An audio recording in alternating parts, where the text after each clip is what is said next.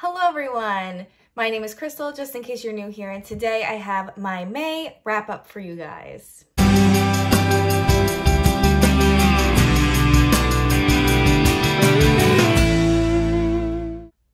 The first book that I completed in May is The Guest List by Lucy Foley. This book was actually really good. I wasn't enjoying it in the first 200 pages, to be honest. I almost DNF'd it, but things started really picking up. The thing that held me into this story was the atmosphere of this book. I need more atmospheric mystery books. It took place in Ireland on this deserted island, and just the descriptions that the author wrote about the mist in the air, and there's a cemetery on this island and it's just dark and a storm starts to roll in. It's really great. There's caves on this island where people go and you could hear the water crashing. This author wrote atmosphere perfect, and it was the perfect creepy atmosphere. I was ready for it to be a ghost story, to be honest. I felt like it was gonna go that route, but it didn't. It's a classic whodunit. I don't want to tell you too much about it, but it is about a wedding, and people come to this wedding and they all have motive to kill somebody at this wedding, and a murder happens and we kind of have to find out and figure out who did it. It's great. Some of the point of views I felt like weren't necessary. That's the one thing I don't like about whodunit mysteries, is the million point of views that you get in these stories. But I did enjoy a couple characters' viewpoints, so when I got to them I was like, okay, cool, so we can get more into this person's story and find out more about them.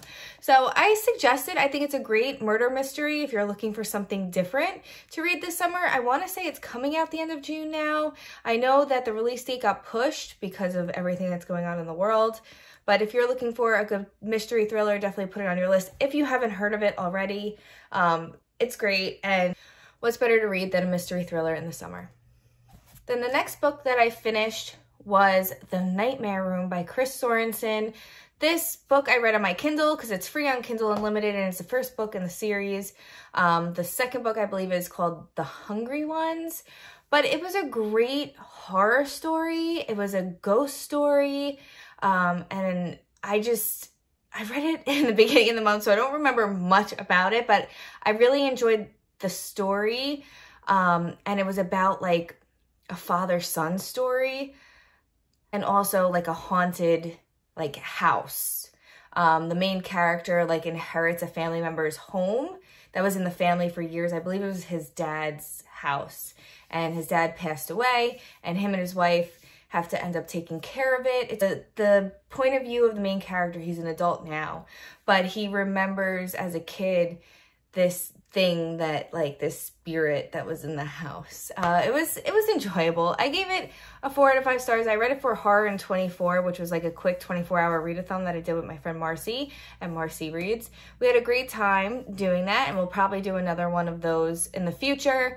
But because I read it so quickly, it really didn't sink in about what it was about. I just remember liking it, I enjoyed it, and I'll probably pick up the second one.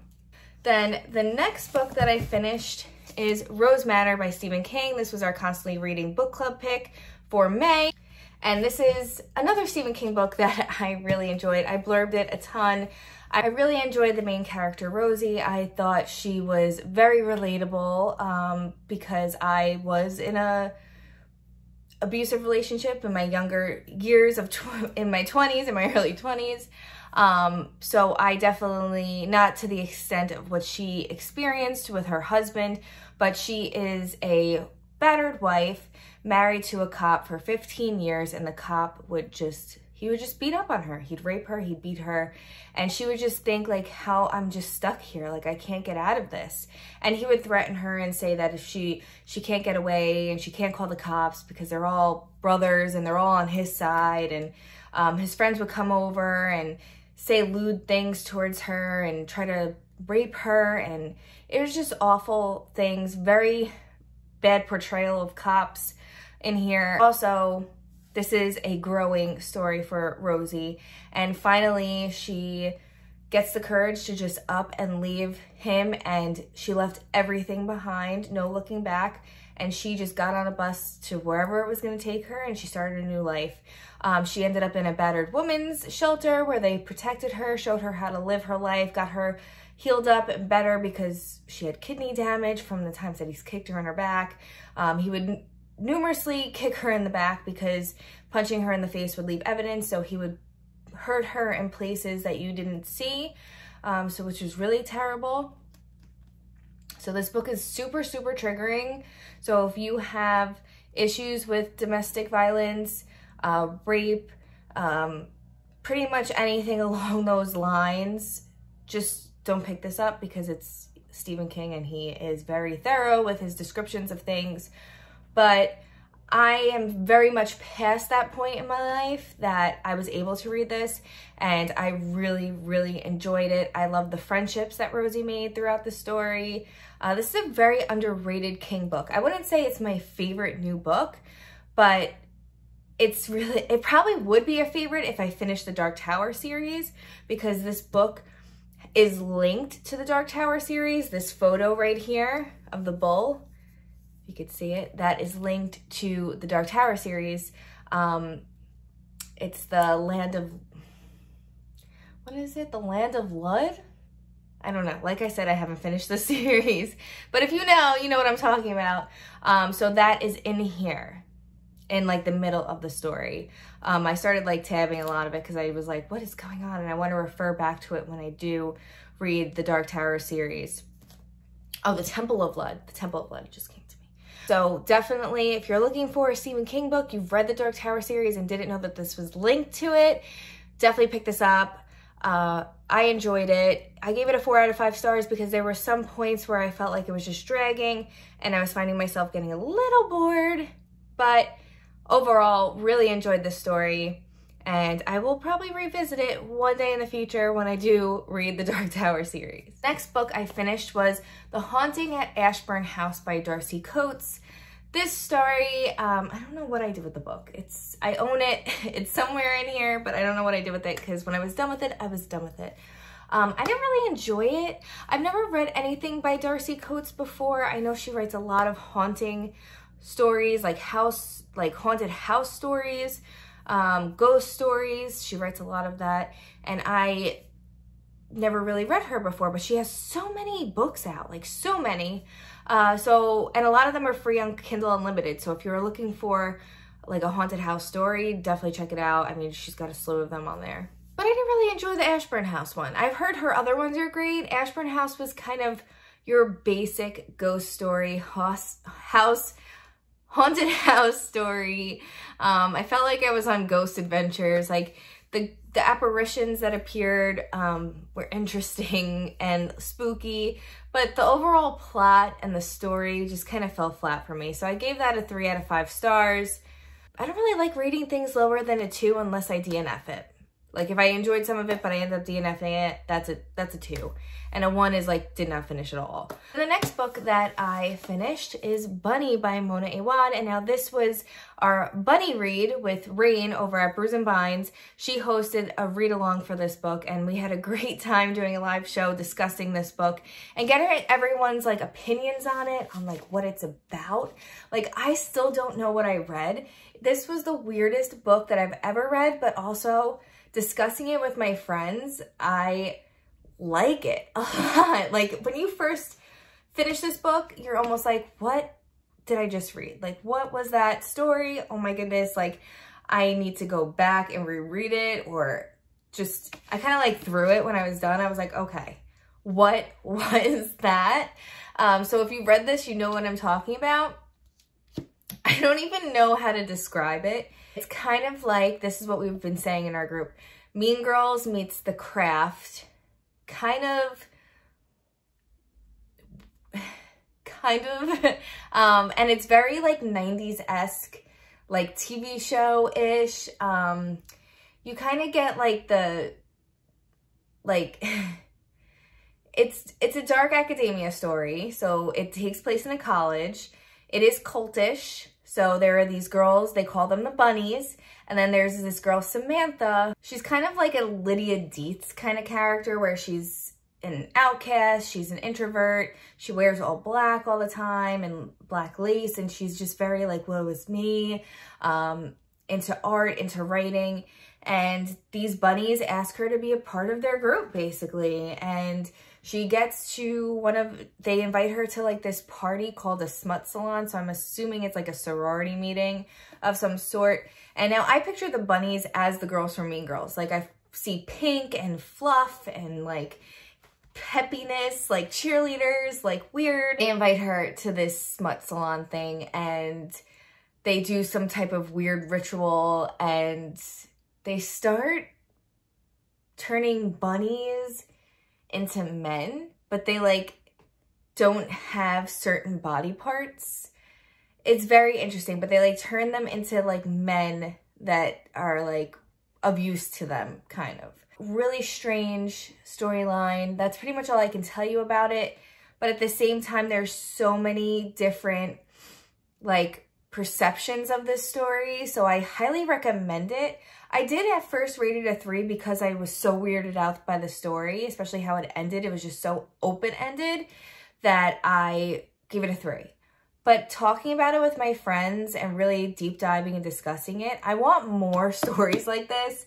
I gave it a 4 out of 5 stars, maybe a 4.5 out of 5 stars. I really enjoyed this story. It really takes your mind on a bender. And at first you think you're reading like an acid trip, like a bad acid trip story, like very psychedelic and very like Alice in Wonderland-y, like going down the rabbit hole. Really interesting. The whole premise of this story was great. And the fact that it's short really makes it better, because the way it ends, you're just like, it really affects your life, this book. That's the best way I can put it. So pick this up if you're looking for something weird, interesting, will make your skin crawl a bit. Yeah, it's weird. It'll keep you thinking forever. I'll never forget the story. I have to say, I will never forget the story. Lastly, the book that I finished is I Know This Much Is to Be True by Wally Lamb. I've never read anything by Wally Lamb before. This is an oldie but a goodie. It's also like reading 3 novels. It's like well over 900 pages. It's the best smelling book that I own. But I really love this story. Now, totally breaking it up from the horror that I read this month and now reading this. This is a grounding human coming of age story. You really feel for the main character, Dominic. There's just so much I could say about this. And you also feel for his twin brother, Thomas, who is suffering severely from schizophrenia, and Dominic's point of view of watching his brother suffer with this disease over the years. And his brother does something really terrible to himself in the middle of the day at a library. He sacrifices a part of himself. And from there on, the community kind of thinks that he's a threat to himself and to society. So they put him into a high intense mental hospital when he was used to being in a very low intense, like kind of just living in an apartment, like an assisted living type facility. Now he's living in pretty much a jail, and he's getting bullied, and it's just his story. Also following Dominic's story where his life is so messed up, and it's just, it's like that kind of book where like, holy crap, like what more could happen to this character? What more could happen? Also, you get a little bit of family history in here because he discovers his grandfather's diary, where before he passed away, he wanted to log his entire life, but it was written in Sicilian. So Dominic, the main character, found somebody to translate his diaries for him so he could read it, because he feels like he needed to read it. It was a sign that he found it and he needed to read it. Comes to find out that he has a lot of similarities to his grandfather, and so does Thomas. And it's just, it's kind of like how everything comes full circle. Really great relationships in here. Each character was very good. Like, I just don't know how to explain this book to you. Like, I definitely think you should read it. It is a little outdated for its time, but it's a little outdated for now, but it's still a really great story. So many people I know have reread this over and over again. And that's why I picked it up, because I couldn't figure out like How could you reread something so many times, especially this length of a book, so many times and not get tired of it? And now I know why. I have found my favorite book of this year, I think. I truly believe that nothing will trump this, because this is just such a complex fiction story. It's emotional. Like, I felt so many things reading this book. I don't think anything will compare to it.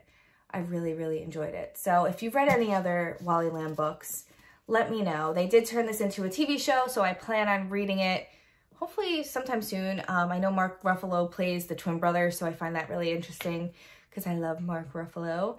Can't wait to read more from Wally Lamb. This book made me feel so many feels. 5 out of 5. If I could give it a 10 out of 10, I would. Goodreads doesn't allow that. I think this was just a phenomenal piece of work. And it's just life at its hardest and life at its best. That's the best way to put it. So that's pretty much it for my May wrap up. I love chatting with you guys. I love making these videos for you. If there's any other videos that you guys would like to see from me, put them in the comments down below. Let me know what you want to see more from me.